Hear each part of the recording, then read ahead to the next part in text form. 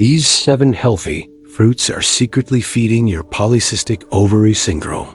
Have you ever stood in your kitchen, holding a piece of fruit, something you've been told your entire life is the essence of health, yet feeling a deep sense of betrayal from your own body? You eat the salads, you choose the natural sugars, you do everything right, yet the baffling and heartbreaking symptoms of polycystic ovary syndrome persist. The irregular cycles, the exhaustion that feels bone deep, the frustrating battles with your weight and skin, the emotional fog that descends without warning.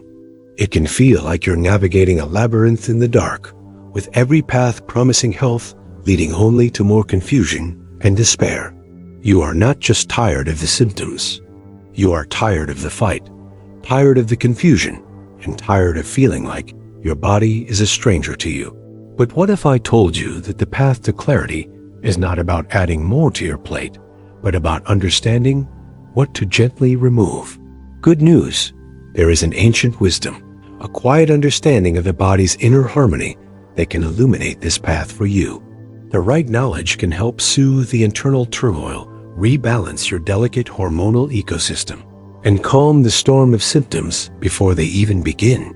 In today's video, we are peeling back the layers of conventional dietary advice to reveal amongst warning about the top 7 healthy fruits that may be secretly feeding your polycystic ovary syndrome. This isn't about fear or restriction. It's about empowered awareness. So stick around, because you don't want to miss these transformative insights that could fundamentally change your relationship with food and your body. Before we begin this journey together, I would love to feel the energy of our community. Please take a moment to share where you are watching from in the comments below. Knowing we are all connected from every corner of the world brings so much strength to this space. And if you have any questions as we go, please feel free to ask. Don't forget to hit that subscribe button and gently tap the notification bell so you never miss a health boosting tip from our sanctuary here at Sacred Women's Health.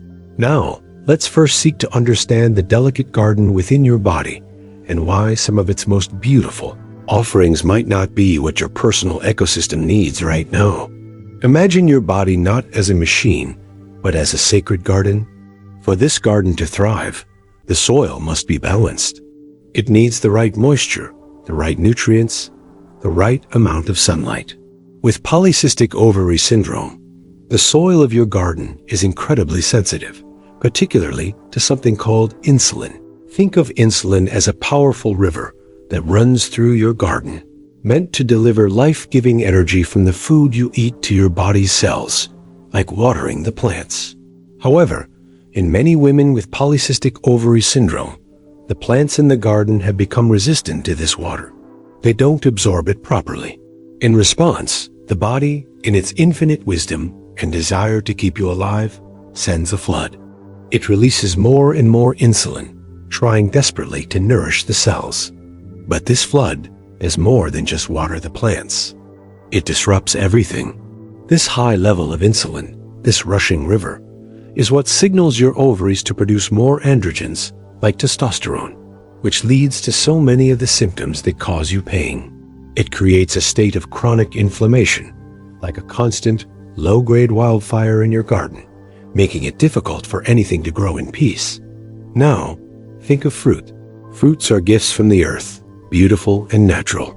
But some fruits contain a very quick, potent form of energy, a rush of natural sugar. For a person with a perfectly balanced garden, this rush of energy is handled with ease. But for your sensitive garden, consuming these high-sugar fruits is like causing a sudden, torrential downpour. This deluge of sugar forces your body to release another huge surge of insulin, worsening the flood, fueling the inflammation, and further disrupting the delicate hormonal balance you are striving so hard to find. It is absolutely not your fault for having reached for these fruits. You were told they were healthy. You were acting from a place of love for your body. The world is filled with generalized advice that doesn't honor the unique, sensitive nature of your inner garden. Please release any guilt you may feel. You are not to blame. You are one of millions of women walking this path, trying to find your way through a fog of conflicting information. Here, in this space, we offer you emotional safety and a gentle hand to guide you, not to a place of restriction, but to a place of profound, intuitive understanding. You are simply learning a new language your body speaks, and soon you will understand its whispers with perfect clarity. Let's begin with the first fruit that often finds its way into our bowls. Celebrated for its jewel-like appearance and sweet burst of flavor, grapes. We see them depicted in ancient art as a symbol of abundance and pleasure. They are easy to snack on, packed with antioxidants, and feel like such a harmless, healthy treat. We add them to lunchboxes, cheese boards, and fruit salads, believing we are making a choice that nourishes us. The truth, however, is that for a body as sensitive as yours, a bowl of grapes can be a significant source of disharmony. These small, beautiful orbs are very high in sugar and have a moderate to high glycemic index, meaning that sugar enters your bloodstream incredibly quickly. Imagine dropping a large, concentrated pouch of sugar directly into the calm river of your bloodstream. The immediate effect is a rapid spike in your blood glucose. Your body, ever vigilant, senses this sudden surge as an emergency and dispatches a powerful wave of insulin to manage it. For a woman with polycystic ovary syndrome and underlying insulin resistance, this is precisely the hormonal cascade we need to avoid. This isn't just a momentary event. Each spike and subsequent crash contributes to that feeling of fatigue, triggers cravings for more sugar, and perpetuates the cycle of high insulin that disrupts ovulation and hormonal balance. Can something so small and natural truly create such a disturbance? Yes, it can, because it's about the concentration and the speed of absorption.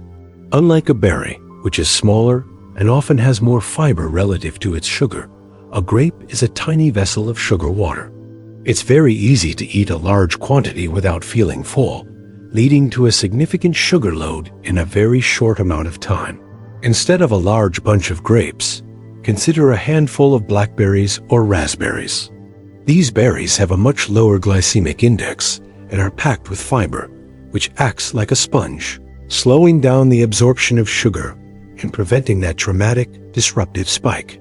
Pairing your fruit with a source of protein or healthy fat, like a small handful of almonds or walnuts, can also create a protective buffer, further slowing digestion and supporting more stable blood sugar levels. This is the first step in learning to honor your body's sensitivity, not through deprivation, but through wise and gentle substitution. But this is just the beginning. The next fruit on our list is one that is a staple in households around the world. Often praised as the perfect on-the-go snack, yet its true impact on your delicate system changes dramatically as it ages on your counter. I need to ask you something, and I ask this from a place of deep empathy. How many times have you felt utterly alone on this journey, trying to explain your invisible struggles to others who just don't seem to understand? That feeling of isolation, of your body being a puzzle that no one can help you solve, is a heavy burden to carry. I want you to know that the weight on your shoulders is real, and you are not carrying it by yourself anymore. If this feeling resonates with you, if you have ever felt this way, please leave a comment below with just these 4 words. I understand this struggle. Write exactly that. Your simple message will become a beacon of hope for another woman who is scrolling through these comments late at night, feeling lost and alone. Your words can be the sign she needs to know that she is seen, she is understood, and she is part of a community that cares. Let's now talk about that common household fruit that holds a hidden secret, one tied directly to its ripeness. We are talking about the humble banana. Bananas are celebrated for their potassium, their convenience, and their creamy texture that makes them a perfect addition to smoothies and snacks. And in their greener, less ripe state, they can actually be beneficial. Unripe bananas contain more resistant starch, a type of fiber that your body doesn't digest, which passes through to your gut to feed your healthy bacteria and has a much gentler effect on your blood sugar. However, the story changes dramatically as the banana ripens, turning from green to a vibrant speckled yellow. The ripening process is a natural conversion of starches into sugars. That soft, sweet, delicious ripe banana you love is now significantly higher on the glycemic index. For your sensitive system, eating a very ripe banana is like consuming a sugary dessert in the guise of a healthy fruit. The sugars are broken down and absorbed with incredible speed, demanding another one of those powerful insulin surges from your pancreas, further feeding the cycle of insulin resistance and inflammation that lies at the heart of polycystic ovary syndrome. It's a perfect example of how something can be healthy for the general population, but problematic for your specific needs. How can you know when a banana has crossed the line from being a friend to a foe for your hormones? A visual cue is your guide. The more brown spots it has, the more of its starch has converted to sugar. If you choose to eat a banana, opt for one that is still firm and more yellow-green. This choice alone makes a significant difference. A powerful practice is to never eat a banana or any carbohydrate-rich food on its own. Always pair it with a healthy fat or protein. Have a few slices of a greener banana with a spoonful of almond butter or a handful of walnuts. The protein and fat act as an anchor, slowing down the digestion of the sugars and preventing the dramatic spike in blood sugar and insulin. This mindful pairing is a cornerstone of eating for hormonal balance. It's a simple act of wisdom that transforms how your body experiences the food you consume. If this insight is helping you see your food choices in a new light, please take a moment to press the like button and subscribe. It helps our community grow and reach others who need this guidance. But the deception in the fruit bowl doesn't end with ripeness. The next fruit we must discuss is a tropical delight, a symbol of sunshine and exotic sweetness that can unfortunately bring a storm to your system. Let's journey to the tropics and speak about the magnificent mango. The flavor of a mango is pure sunshine, a sweet, rich, and aromatic experience that feels like the ultimate indulgence. It's packed with vitamins A and C, and it's a fruit that brings joy to so many. Because it's a whole fruit, we naturally assume it must be a good choice. However, behind that delicious taste lies one of the highest sugar contents in the fruit kingdom. A single mango can contain a staggering amount of sugar, sometimes upwards of 45 grams, which is more than many donuts. For a woman managing polycystic ovary syndrome, this is a critical piece of information. Consuming a whole mango in one sitting is like drinking a large glass of fruit juice in terms of the sugar load it delivers to your liver and bloodstream. The glycemic index of mango is in the medium range, but because of the sheer quantity of sugar, the overall glycemic load, which is a measure of both the speed and the amount of sugar, is very high. This creates an enormous demand for insulin, pushing your already stressed system even further out of balance. It can trigger that familiar wave of fatigue an hour or two later, spike your cravings, and contribute directly to the hormonal chaos you are trying to calm. Is it possible that this beloved fruit is completely off limits? The wisdom lies not in absolute restriction, but in mindful moderation and context. If you truly love mango, the key is portion size.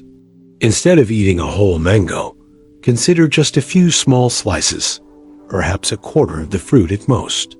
And, following the principle we have already learned, never eat it alone. Pair those few sweet slices with something rich in protein and fat. Think of mango slices with a side of full-fat Greek yogurt, or chopped into a salad with grilled chicken and avocado. This combination completely changes the metabolic event in your body, buffering the sugar and promoting a much gentler, more stable hormonal response. By making these small, conscious adjustments, you can still enjoy the flavors you love without sacrificing the inner peace and balance you are working so diligently to cultivate. You are not depriving yourself. You are choosing harmony. But the tropical warnings continue. The next fruit is another symbol of hospitality and sweetness, often found as the centerpiece of fruit platters.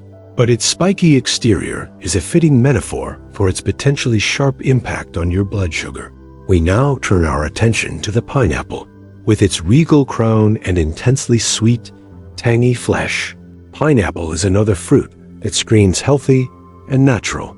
It's famous for containing bromelain, an enzyme that can help with digestion and reduce inflammation, which sounds perfect for polycystic ovary syndrome. This is where things get so confusing, isn't it? A food can have beneficial properties and still be problematic because of another one of its components. In the case of pineapple, the issue, once again, is its very high sugar content and relatively low fiber, which places it firmly in the category of high glycemic fruits. When you eat pineapple, especially on its own, its natural sugars are released into your system with alarming speed. This triggers that all too familiar rush of insulin, the very hormone we are trying to soothe and manage. Think of your body's hormonal system as a still, quiet pond. Eating a bowl of pineapple is like tossing a large rock into the center of it. The ripples of insulin spread out, disrupting everything, telling your ovaries to produce more androgens and encouraging your body to store fat, particularly around the midsection. The fleeting pleasure of its sweetness can be followed by a period of internal disruption that sets you back on your journey to balance. Why is it that some anti-inflammatory foods can still cause this problem? It's because the primary driver of inflammation and hormonal imbalance in polycystic ovary syndrome is often insulin resistance. So, while the bromelain in pineapple might have anti-inflammatory potential, the massive insulin spike caused by its sugar effectively cancels out that benefit and adds more fuel to the inflammatory fire. It's like trying to put out a fire with one hand while splashing gasoline on it with the other. The practice here is one of honest observation. How do you feel after you eat pineapple? Do you feel energized and vibrant? Or do you feel a crash in energy an hour later? Do you notice more cravings? Your body is constantly sending you signals. The wisdom is in learning to listen to them. If you are to eat pineapple, treat it like a condiment, not a main course. A few small chunks mixed into a savory dish, like a stir-fry, with plenty of vegetables and protein, is a much safer way to enjoy its flavor without experiencing the disruptive blood sugar spike. The journey to healing is paved with these small, mindful choices. It is a continuous dance of listening and responding to your body with love and wisdom. Now, the next fruit we need to examine is perhaps the most surprising of all, because it is almost universally marketed as the ultimate symbol of healthy, light refreshment on a hot summer day. Imagine a perfect summer afternoon. What fruit comes to mind? For many of us, it's the cool, crisp, and incredibly juicy watermelon. It's over 90% water, making it seem like the most hydrating and harmless choice imaginable. We cut it into big, smiling slices and eat it with abandon, believing it's little more than sweet-tasting water. This is one of the greatest misconceptions in the fruit world, especially for women with polycystic ovary syndrome. Despite its high water content, the sugar in watermelon has one of the highest glycemic indexes of any fruit, ranking even higher than pure table sugar in some charts.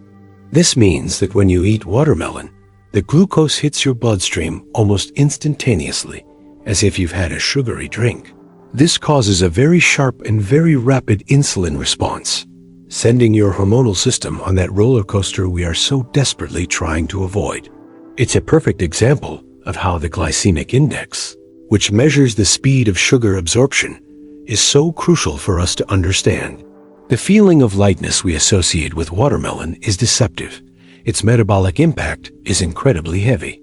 But how is this possible if it's mostly water? It's because the type of sugar it contains and the lack of significant fiber, fat, or protein to slow it down mean there is nothing standing in the way of its immediate absorption. It is, in essence, a nature-made soda. Does this mean you can never again enjoy a slice of watermelon at a picnic? The wisdom is not to live in a state of fear, but to live in a state of conscious awareness. The impact of watermelon is highly dose-dependent. A very small, thin slice will have a much different effect than 3 large wedges. Furthermore, the golden rule of pairing it with protein and fat becomes absolutely essential here. Imagine having a small slice of watermelon alongside a handful of pumpkin seeds, or with a piece of feta cheese, as is common in some Mediterranean cultures. This traditional pairing is incredibly wise, as the fat and protein from the cheese and seeds will dramatically slow down the sugar's absorption and mitigate the insulin spike. This is how you can work with nature, using ancient food wisdom to protect your delicate inner harmony. If this information is providing you with valuable clarity, I gently invite you once more to support our channel by liking this video and subscribing. Your presence here helps us create this sanctuary of shared knowledge. We are approaching the final two categories, and the next one is a particularly deceptive form of fruit that has been concentrated into what seems like a convenient, healthy snack. We now arrive at a category of food that is almost always found in the health food aisle, often marketed to children as a healthy alternative to candy, and to adults as a perfect source of quick energy: dried fruit.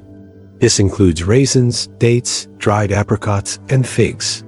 The process of drying fruit removes all the water, which concentrates the sugar and calories into a much smaller, denser package. A small box of raisins, for example, contains all the sugar of a very large bunch of grapes.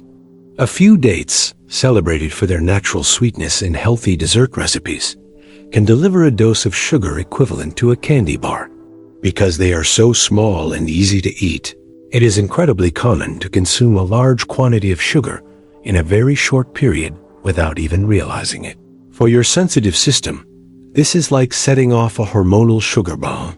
The glycemic index of most dried fruits is in the medium to high range, and because they are so concentrated, their glycemic load is substantial. This concentrated sugar triggers a massive release of insulin, which, as we now understand so deeply, is the primary antagonist in the Polycystic Ovary Syndrome story. It drives inflammation, disrupts ovulation, and can worsen symptoms like acne and hair growth. Are the monks saying that all these healthy energy bars and trail mixes are a source of disharmony? For you, they very well could be. The wisdom is to see things for what they are. Dried fruit is a candy made by nature. It should be treated with the same level of caution and mindfulness as any other concentrated sweet. If you are to consume it, it should be done in very small quantities, almost as a garnish. Think of 1 or 2 chopped dates in a large salad that is full of fiber, greens, and protein, not a handful eaten as a snack. Be especially wary of packaged foods that use date paste or raisin syrup as a natural sweetener. Your body does not distinguish between the source.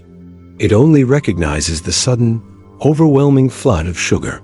A far wiser choice for a snack would be a small serving of low glycemic fresh fruit, like a handful of berries, which provides the sweetness you crave, along with the water and fiber that nature intended to accompany it, ensuring a much gentler impact on your body's delicate balance.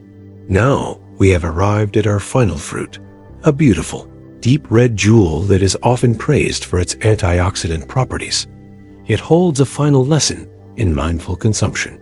Our final piece of wisdom concerns the beautiful cherry. Cherries are often lauded as a superfood, rich in antioxidants and anti-inflammatory compounds, and they are even thought to help with sleep due to their natural melatonin content. They seem like a perfect food for someone with polycystic ovary syndrome who is battling inflammation. Indeed, research has shown that cherries have a surprisingly low glycemic index, which is wonderful news. So why, then, are they on a list to be mindful of? The monk's warning here is not about the quality of the fruit itself, but about the human tendency toward quantity and context. Because cherries are so delicious and easy to eat, and because we hear they are so good for us, it is incredibly easy to sit down with a large bowl and consume hundreds of them in one sitting.